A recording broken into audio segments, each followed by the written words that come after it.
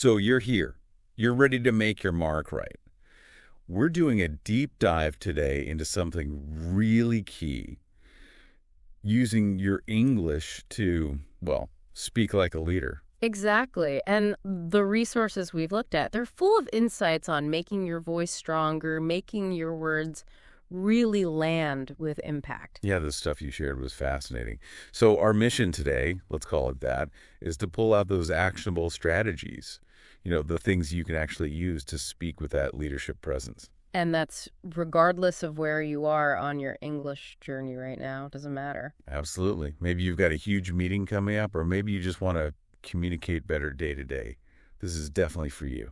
We're hoping for some aha moments today. Some surprising things about communication you might not expect. Okay, let's get into it then. Part one, the power of words. It sounds simple, but it's fundamental. Your words matter a lot. They really do. It's like they have their own energy, Yeah, They're not just sounds. that's a great way to put it. They carry weight, influence.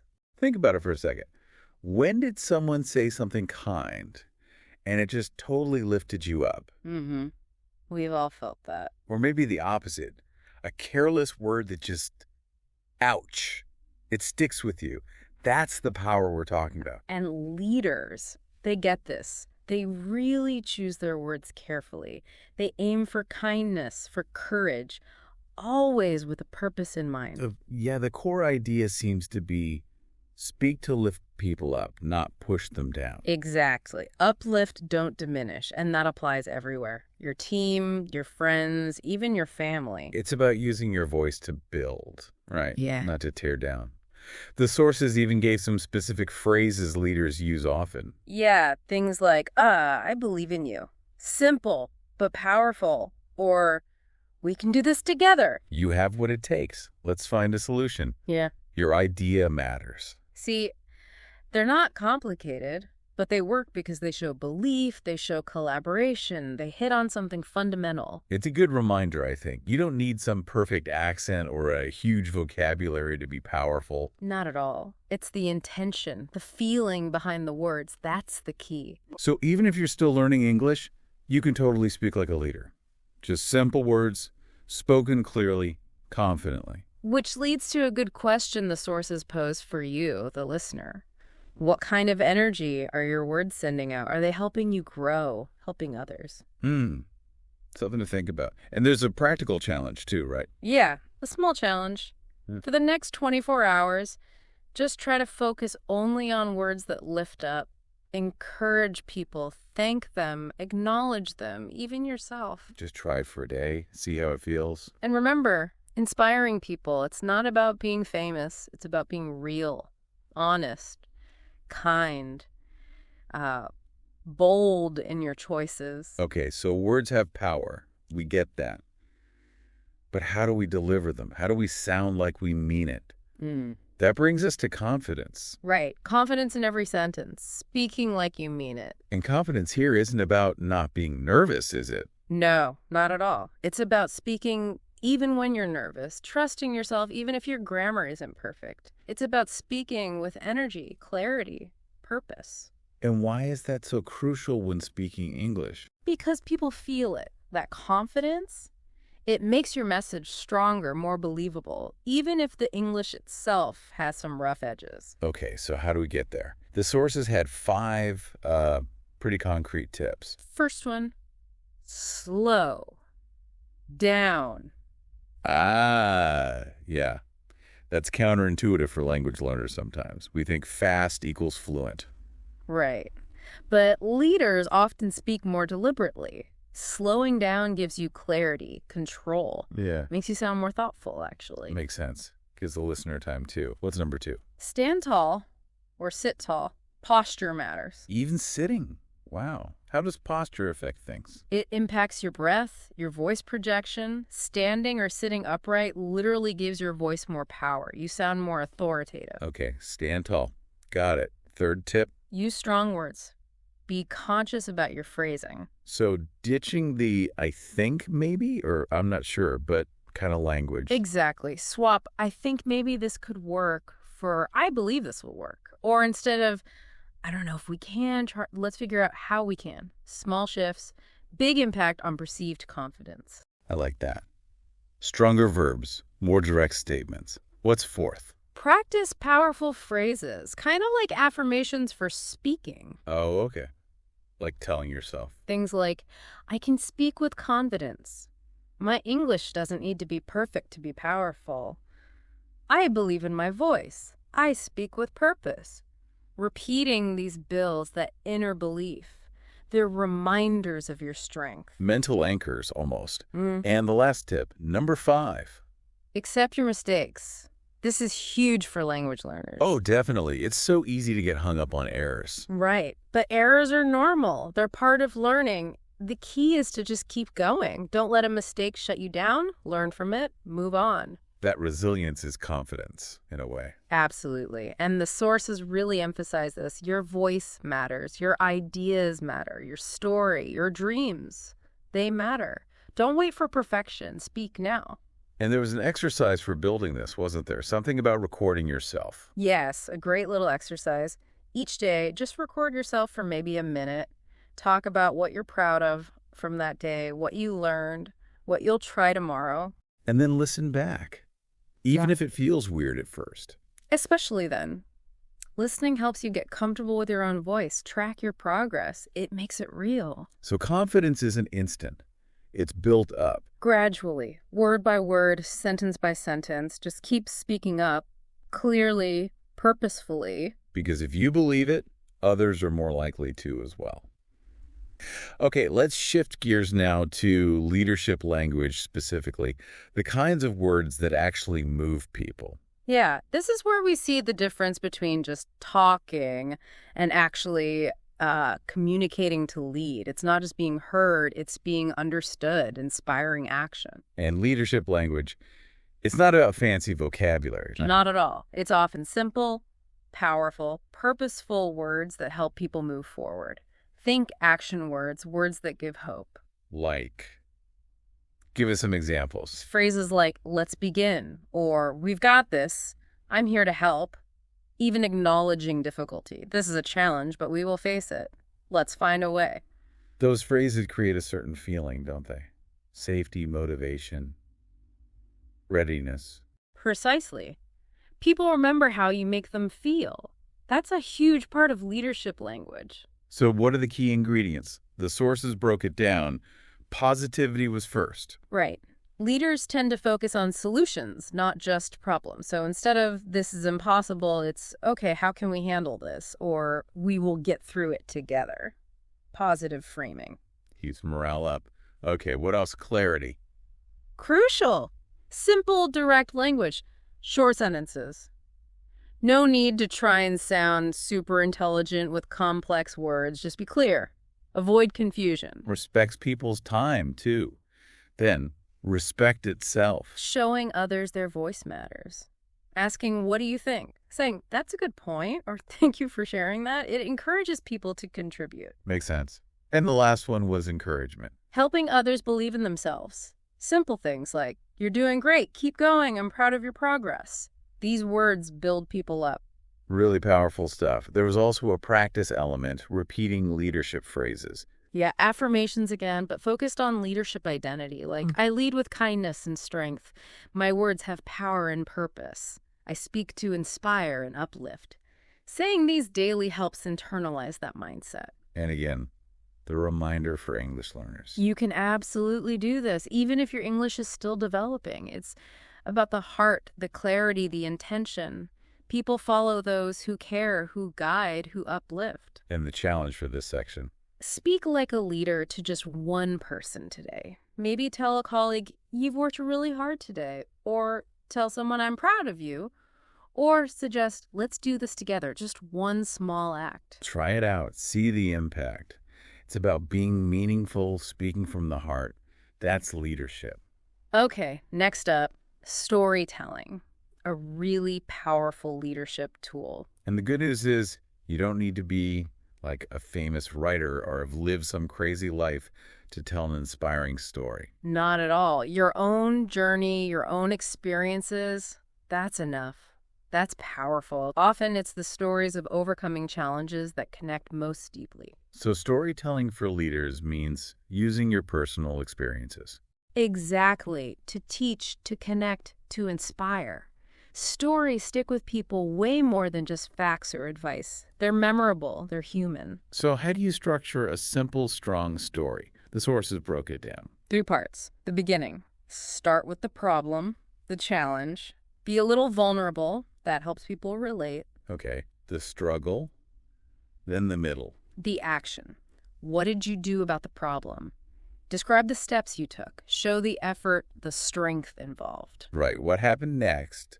And finally, the end. The lesson. What did you learn? How did it change you? What's the takeaway message or advice from that experience? Problem, action, lesson. Simple structure. There was an example about fearing speaking English, right? Yeah, it showed how someone faced that fear problem, maybe started practicing daily action, and learned that progress beats perfection lesson. And there were some helpful starter phrases too. Yeah, things like, I used to struggle with, or at first I was afraid of, to start the problem. And for the action. Then I decided to try something new. And for the lesson, it wasn't easy, but I learned. Or, now I want to tell you. Just simple ways to frame your experience. Storytelling really connects people, doesn't it? Shows them they're not alone. It builds incredible rapport. And remember, perfect English is not required. Just speak your truth slowly from the heart. People will connect with that authenticity. So the challenge here is? A little challenge. Take just 5 minutes. Write down a short personal story. Could be a success, a failure, a lesson learned. Then practice saying it out loud. Imagine you're telling it to someone who needs to hear it. Just the act of telling your story strengthens your voice, builds trust, gives hope. Don't underestimate your stories. They matter. Okay, let's move to speaking with purpose, making every word count. This makes you think, doesn't it? About times you maybe said something you regretted or your words just didn't land right. Exactly. Speaking with purpose is about being intentional, thinking before you speak, asking yourself, why am I saying this? What's the goal? So it's not just making noise, it's aiming for impact. Right. And when you speak with purpose, people tend to listen more closely. Your message feels more real, more focused. And it's about being intentional, not necessarily perfect. Absolutely. It's not about crafting flawless speeches every time. It's about being mindful. So how do you do it? First step, know your message. Before you speak, ask, what am I trying to say here? What's the purpose? Having that clarity is key. Second step, be clear and simple. We keep coming back to this. Simple language is powerful. Don't try to impress with jargon. Just get to the point. Third, think about how your words feel. What's the emotional impact you want to have? Do you want people to feel strong, motivated, supported? Choose words accordingly. that requires some empathy. And the last step was about noise. Cutting the noise, those filler words, the ums, us, likes, try to reduce them. They can dilute your message. So pause and said. Yes. A short, purposeful pause can actually be much more powerful than filling the space with filler. The sources showed a contrast, didn't they? Speaking without purpose versus with purpose. Yeah, it really highlights the difference in clarity and impact. And they shared some leadership phrases that demonstrate purpose. Like, Here's what we're going to do. Very direct. I believe this is the right step. Shows conviction. Let's focus on what matters most. Provides direction. This is why I believe in this idea, explains the rationale. We can make progress one step at a time. Offers guidance and realism. these phrases really guide people. They provide direction. And again, even with basic English, you can do this. Practice short, clear messages. Pause. Think about the impact you want. And the quick challenge for this part. In just one conversation today, try to consciously form one clear sentence that really conveys your purpose. Say it, and just notice how the other person responds. See if it makes a difference. Yeah. Speaking with purpose builds trust. Shows you're thoughtful, intentional. Exactly. Okay, now let's get really practical with some specific phrases. Powerful phrases for powerful people. I like the sound of that. So these are like go-to phrases. Kind of. Short sentences, but they pack a punch. You can use them in lots of situations, work, meetings, even personal chats. They make you sound confident, respectful, positive. And they're easy to remember and use, which is key. Definitely. The sources listed 10 really good ones. Let's go through them. First, I believe in you. Simple, direct, shows trust, sees potential. Second, let's work together. Promotes teamwork. Makes people feel included. Good one. Third, how can I help? Shows you care, you're there to support. Yeah. Very powerful. Fourth, I hear you. This validates the other person, shows you're actually listening. Fifth, thank you for your effort. Mm. Acknowledges hard work, motivates people. So important. Okay, that's 5. What are the next 5? Sixth, let's find a solution. Focuses on moving forward, being proactive. Seventh, I learned something today. Shows humility, encourages a learning environment. Oh, I like that one. 8th. That's a great idea. Values creativity, makes people want to contribute more. Ninth, I'm proud of you. Acknowledges achievement and effort, builds confidence. And the last one, number 10. Let's keep going. Encourages resilience, especially when things are tough. 10 really solid phrases. And the point is, sometimes mastering a few right words is better than knowing loads of words you never use. So the exercise here is, Simple exercise. Pick maybe 3 of these phrases today. Just 3. And consciously try to use them in real conversations, at work, in a message, maybe even talking to yourself. Practice with intention. using them for self-talk too. That's interesting. Tell yourself, I believe in me. Let's keep going. I'm proud of how far I've come. That internal encouragement matters just as much. True. Using these phrases helps you become someone people listen to, respect, follow. They're tools for motivation, for action, for positive change. Okay, final section. The leader's voice itself. Calm, clear, and strong. Yeah, this tackles the idea that leadership isn't about being the loudest person in the room. Exactly. It's about the quality of the voice. Calmness, clarity, strength. The sources say your tone is just as important as your words. Okay, so let's break those down. Calm. Calm means not rushed, not panicked. It creates a sense of peace, of safety, especially under pressure. You achieve it through things like steady breathing, speaking a bit slower, using those purposeful pauses we talked about. Okay, calm, then clear. Clear means easy to understand, using simple words, direct language, avoiding jargon or rambling. It respects the listener's time and avoids confusion. Cut the filler words. Makes sense. And strong. This is about volume, right? No, not loudness. Strong means you sound like you believe what you're saying. It comes from conviction, from practice, from good posture, from knowing your purpose. It's an inner strength projected outward. So how do we cultivate these qualities? Were there exercises? Yes, some simple ones like breathe and speak. Take a deep breath, then say a sentence like, I'm calm, clear, and strong. Feel the difference. Okay, breathing helps calm. What else? Mirror talk. Look in the mirror and say empowering phrases like, I speak with power, my voice matters. It builds confidence visually and vocally. A bit like the affirmations earlier. Yeah. Any others? Voice control practice. Take a short sentence like, we can do this together, and practice saying it calmly, then clearly, then strongly. Play with the intonation. Getting a feel for each quality. And there were final phrases embodying this. Yeah, phrases like, let's take a moment and think. That's calm. We'll figure this out. That's clear and reassuring. I understand. Let's move forward. Calm, clear, strong. I am here to support you. We've got this. They all carry that calm, clear, strong energy. The main point seems to be connection over impression. Exactly. The most powerful voice connects. It doesn't just try to impress. And for everyone listening, especially if English isn't your first language, Yes. What's the final word? your accent. your grammar, how many words you know. That's not what defines leadership potential. It's your courage, your willingness to speak up.